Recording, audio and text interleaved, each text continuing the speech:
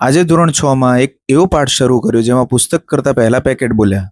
હાય, મારું નામ ચેતન છે અને આજે હું તમને બતાવીશ કે ધોરણ 6 વિજ્ઞાન વિષયમાં મેં આજે પાઠ 3ની શરૂઆત કેવી રીતે કરી. બાળકો અલગ અલગ પ્રકારના ફૂડ પેકેટ બહારથી લઈને આવ્યા હતા.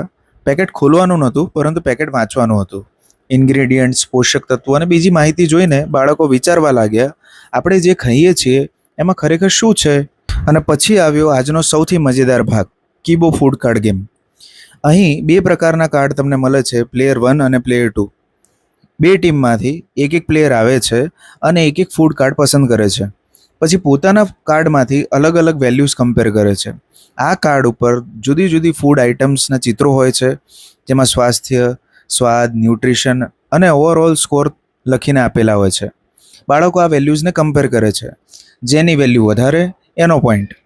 પણ અહીં જીત કરતાં વધારે મહત્વની વાત એ હતી કે રમતા રમતા બાળકો વિવિધ ખાદ્ય વસ્તુઓથી પરિચિત થાય છે, તેમના ન્યુટ્રિશન અને સ્વાસ્થ્ય માટેના ફાયદા પણ સમજે છે.